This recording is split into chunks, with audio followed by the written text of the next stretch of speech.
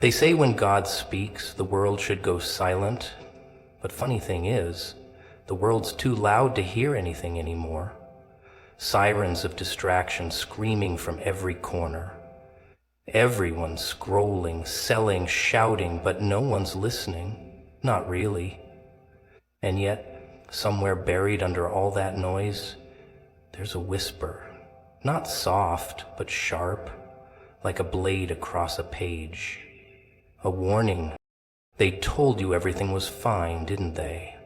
That life's a straight line. Get up, work, smile politely, rinse and repeat until your bones forget what it felt like to dance.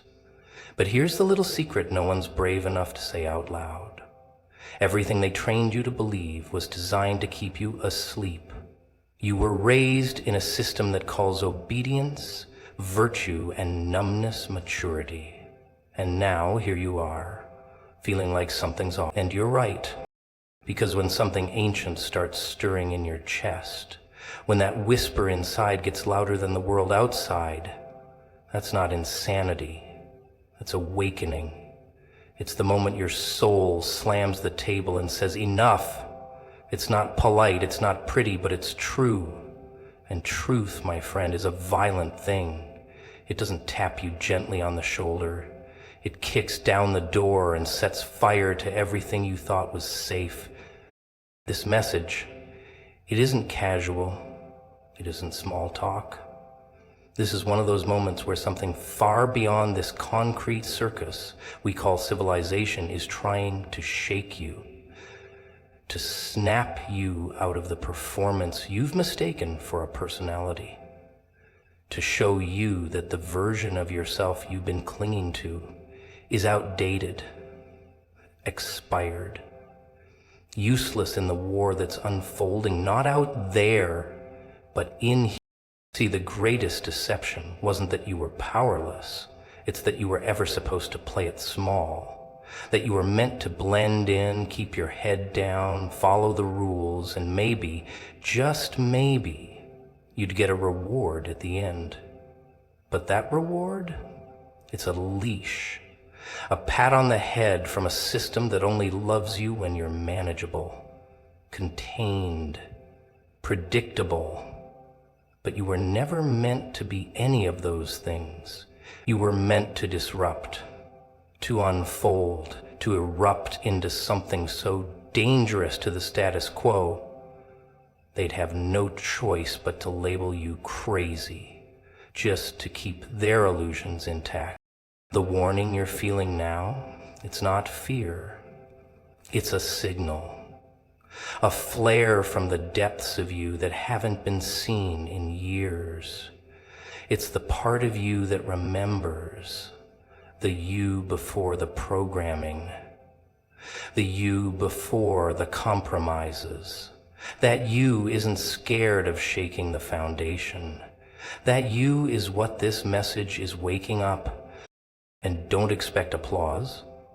Don't expect support. Because the moment you start walking differently, talking differently, thinking differently, the crowd turns. Why? Because your transformation threatens their stagnation. Your fire makes their comfort look like a coffin. And most people would rather stay buried than breathe truth. But this message, it's personal. It's not for them.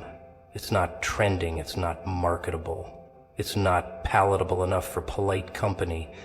It's for you, the one who's been carrying weight you don't even talk about. The one who's been pretending everything's fine while something inside is screaming. The one who knows, deep down, that this world isn't what it seems. That something massive is shifting beneath the surface. And you either move with it, or you get crushed by it. You don't need more noise.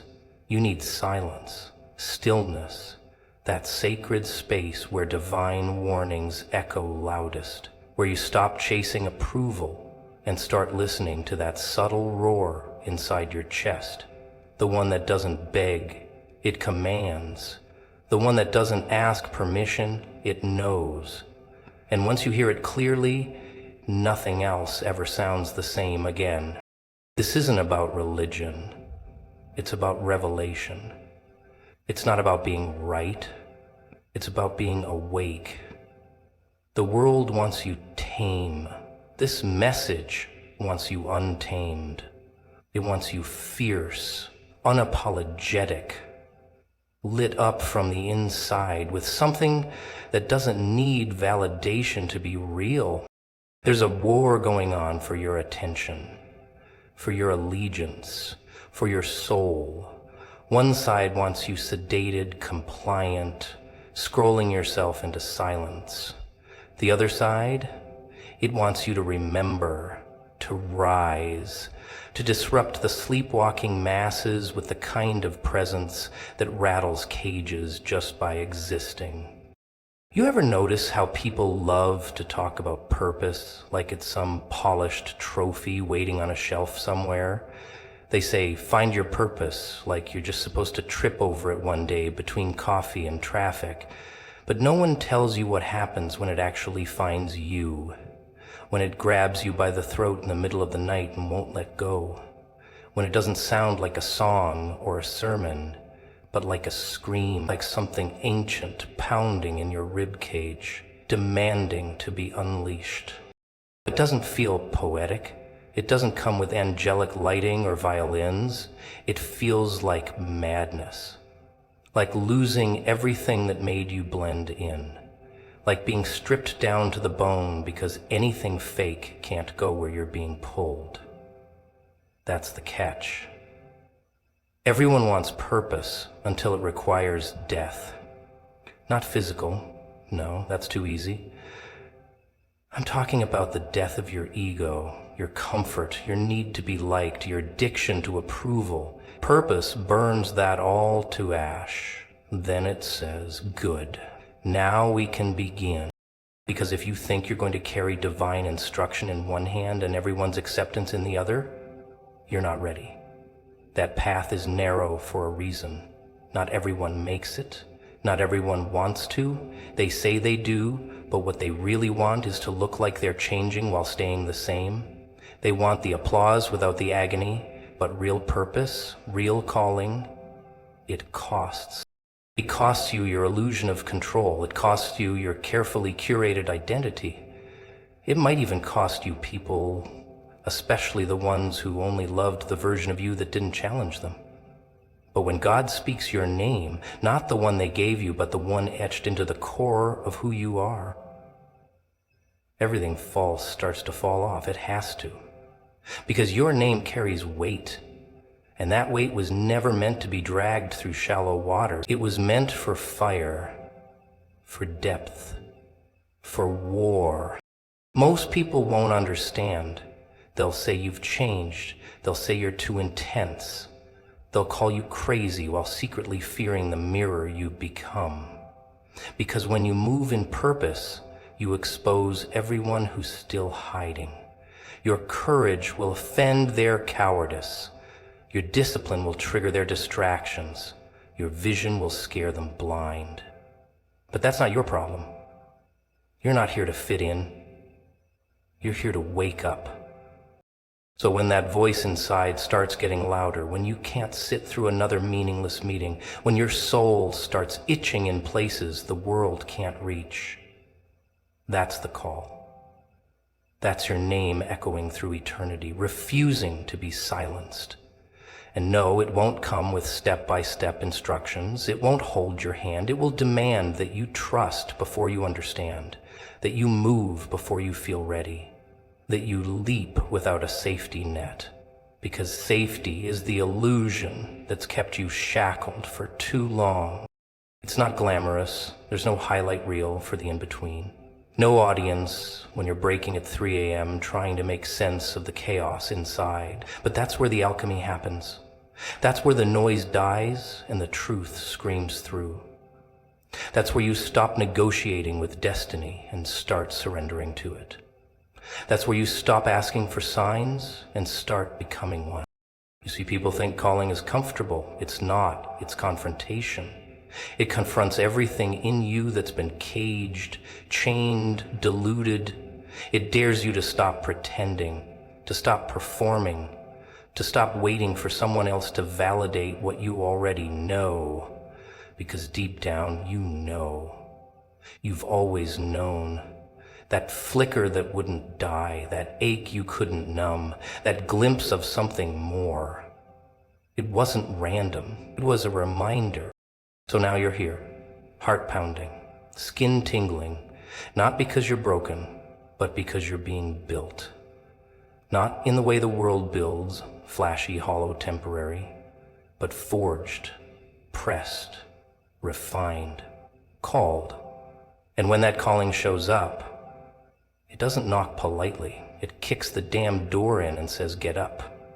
Because something bigger than your comfort is at stake now. Something eternal, something with your name on it that only you can carry. You ever wonder why you feel like a stranger in every room you walk into? Like no matter how many people clap for you, you still hear the silence louder? It's not that you're broken, it's not that you're behind, it's because you're built for something they can't see. And here's the real twist. You're not crazy. You're chosen. But being chosen doesn't feel like a fairy tale. It feels like isolation wrapped in divine fingerprint, like a cosmic game of hide and seek where your soul remembers something your brain forgot. See, when you're set apart, life doesn't hand you peace on a silver platter. It throws you into chaos and expects you to carve meaning from madness. You ever notice that? The deeper your calling, the louder the noise. That's not a coincidence. That's a test. Not from the world, from whatever force built you. Because before it can trust you with influence, it has to see if you'll fold when no one's looking. They have to see if you'll stay faithful in the furnace, loyal in the wilderness, grounded in the storm. You keep wondering why things haven't clicked yet. Maybe they have. Maybe they've clicked in a dimension you're not used to listening to. Being chosen means seeing through things and people faster than they want you to. You spot manipulation while they're still sugarcoating it. You hear lies wrapped in charm. You read the room like it's written in subtitles. And it doesn't earn you praise, it earns you distance. Because your discernment makes people uncomfortable. Your presence makes cowards nervous. Your truth cuts through their masks. And let me tell you, people will always label what they don't understand. Too much, too intense, too sensitive. That's what they call you when they can't handle your light shining on their darkness. So you stop talking, you shrink, you water yourself down because silence feels safer than rejection. But deep down your bones are burning. Because you know you weren't built to blend. You weren't sent here to echo the noise. You were sent to disrupt it. And disruption isn't polite. It doesn't ask permission. It flips tables and temples and calls things out that no one else will. And that kind of energy, that kind of purpose, it comes with a price. You're going to lose people. People who loved the version of you that played small. People who only stuck around as long as you stayed predictable. But when you start stepping into the fullness of who you are, when your voice stops shaking and your hands stop apologizing, they'll leave. Not because you changed, but because you stopped pretending. And pretending is the drug they were addicted to. So let them go. Let the ones who only knew your shadows exit before your light blinds them. See, being chosen doesn't mean you're better. It means you're responsible. Responsible for breaking cycles you didn't start. Responsible for carrying burdens you didn't cause. Responsible for speaking truth when it's not trendy and walking alone when it's not comfortable. You're not here for easy. You're here for impact. You're here for the shift. And the shift, it starts with pain. It starts with everything falling apart so the real foundation can rise. And yes, it's exhausting, carrying this kind of weight while pretending you're fine, smiling while your soul's unraveling. But I'll tell you something they won't. Exhaustion isn't weakness, it's evidence. Evidence that you're doing the work most people avoid. Evidence that you're carrying purpose with integrity. Evidence that you're carrying purpose with integrity. Evidence that something inside you refuses to quit even when quitting would be easier. So you walk different, talk different, think different, and that difference is your signal, not your curse. That difference is your confirmation. You were never meant to blend in. You ever notice how the loudest ones in the room are usually the most hollow? All bark, no bite, flashy words, empty souls. They wear masks not because they're hiding something, but because there's nothing there at all. And while everyone's busy chasing clout, applause, followers, filters, you're haunted by silence, not because you're weak, but because your soul is tuned into a frequency they don't even know exists. You're not chasing noise. You're waiting for something real, something ancient, something divine. But here's the catch. When God speaks your name, the world starts attacking your identity. You thought the moment would come with peace, didn't you? Some cinematic music in the background, angels humming, clarity arriving like a warm bath. No. When you're called, it's violent, it's messy, it's confusing. Because before the world celebrates you, it tries to crucify you. It pokes, prods, twists you until you question everything, not just your path, your own name, your sanity. People say, if God called me, why is everything falling apart? That's the point. It's not falling apart, it's falling off. The illusions, the attachments, the people who only loved your silence, never your truth. The mask you wore so long you forgot what your face looked like. God doesn't decorate the old, He demolishes it. When He speaks your name, He's not inviting you to a party. He's sending you into a war zone, and the battlefield is inside you. So you isolate. Not because you're antisocial, because your spirit can't stand the noise anymore. You sit in rooms and feel like you're choking. You hear conversations and feel like you're eavesdropping on lies. You try to speak truth and it comes out too raw, too sharp. So you shut up. You shrink.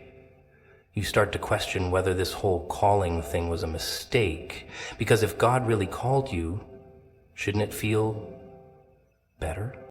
But that's where most people give up. Right at the edge of breakthrough. Right when the pressure starts crushing them into diamonds. Because they think God's silence means absence. But what if silence is the strategy? What if the stillness isn't punishment? It's preparation. What if He's watching to see if you can hold the weight of your name before He lets the world hear it? When God finally speaks your name, you'll feel it before you hear it. It's not a whisper, it's a disruption. Your sleep shifts, your appetite changes. The things that once satisfied you suddenly taste like ash. The music you used to love now sounds off. The friendships that were once familiar now feel foreign. That's the divine pulling you out of orbit, recalibrating your spirit. Because when you're chosen, you can't keep dancing to a broken rhythm. You've got to tune yourself to a higher beat. But here's the real kicker. The attack isn't always external. Sometimes the devil you're fighting looks like you in the mirror. Doubt in your own voice, shame in your own eyes. That little whisper that says, "Who do you think you are?" That's not the world. That's the residue from years of people telling you to dim your light, from wounds that never got to scab over because you kept hiding them under fake smiles and productivity. The calling forces it all to the surface, not to shame you, to heal you. You can't walk in divine purpose while dragging dead weight from a broken past. So the pruning begins. God doesn't just remove what's bad, He strips what's no longer necessary. Friends that made sense 5 years ago start ghosting you. Opportunities you prayed for suddenly slip through your fingers. Your name gets left off the invite list. Not because you did something wrong, but because elevation requires separation. You've been trying to fly while chained to things that don't even want to walk. And don't expect applause. There's no standing ovation when you start healing. No parade when you choose truth over comfort. In fact, expect resistance from family, from friends, even from your own mind. But that's the sign you're doing it right. Growth isn't loud, it's gritty. It's lonely, it's dark, like a seed in the soil. Buried, ignored, unseen, until it breaks. And when it breaks, then it rises. Not because it was lucky, but because it was built to rise. Because someone whispered its name in the silence, and it finally remembered who it was. You know what's funny? People think that once you've been called, once your name has been spoken by something higher, it's all upward from there. As if life suddenly turns into a straight escalator to glory. They think favor means ease. They think anointing is applause. But the truth? The moment you're called is the same moment you're targeted. And not just by the world, but by everything inside you that was never meant to carry the weight of your purpose. See, when God speaks your name, it doesn't just activate your potential, it activates your opposition. And I'm not just talking about enemies in the classic sense. No. I'm talking about the enemies disguised as habits, as patterns, as comfort, as this is just who I am. Because the calling doesn't just bring out the best in you. It draws out everything that's been quietly waiting to keep you small. Every insecurity you buried under busyness. Every fear dressed up like logic. Every compromise you justified to survive in rooms too small for your soul. And then there's the fear. Oh, the fear. Not of failure, but of success. Because if you actually step into what you were born to do, now you're accountable. You can't play dumb anymore, can't pretend you didn't hear it, can't keep blaming the world for doors you never bothered to knock on. It's terrifying to realize that greatness requires exposure, because when you step into light, people see your shadow too. They see the cracks, the scars, the broken edges, and suddenly being invisible looks safe again. But here's the trap. You'll start convincing yourself that maybe this isn't the right time. Maybe you should wait on a sign. Maybe you're just being humble. Lies. All of it. You're not waiting. You're stalling. You're not being humble. You're being haunted. Haunted by the version of you that would rather settle for security than walk into uncertainty. Because walking in your calling means letting go of the persona you built to survive. And that's not easy. That version of you got you through some dark times. That mask protected you. But it's not you anymore. And deep down, you know it. So you wrestle, internally, quietly, publicly, you smile, you show up, you play the part. But in your private moments, that's where the war rages. That's where the voice won't shut up. That inner scream that says you were made for more. And it's not motivational fluff, it's not ego, it's spiritual DNA trying to break through the chains of conformity, trying to wake you up before you rot in a life too small for your calling. And don't get it twisted, your calling doesn't need validation. It existed before you were born. It's not waiting for your friends to agree, for your family to understand, or for society to clap. It's waiting for you to stop negotiating with fear and start moving like you actually believe. Because when you move, everything else moves. The timing aligns, the doors open, the weight lifts, not because it got easier, but because you finally stopped playing dead. But first, there's pain, there's loss, there's mourning. Mourning the version of you that won't make it to your future.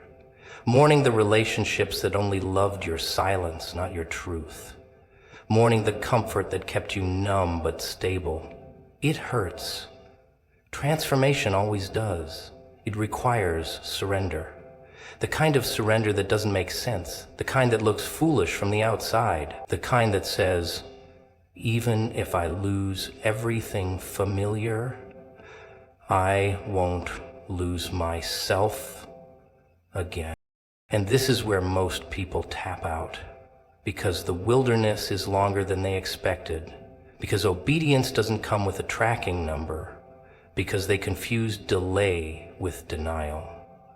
But the ones who endure, the ones who keep walking when there's no applause, no map, no proof, those are the ones who finally realize it was never about the spotlight. It was about alignment, wholeness, peace, that rare, sacred peace that only comes when you stop pretending and start becoming. The irony, once you stop chasing approval, the right people start showing up. Once you stop faking it, the real support appears. Once you get clear on your calling, the distractions get exposed for what they are. Noise. Empty galleries, spiritual junk food that kept you bloated but starving.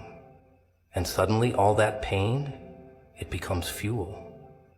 All that rejection, it becomes redirection. All that silence, it becomes the soundtrack to your becoming.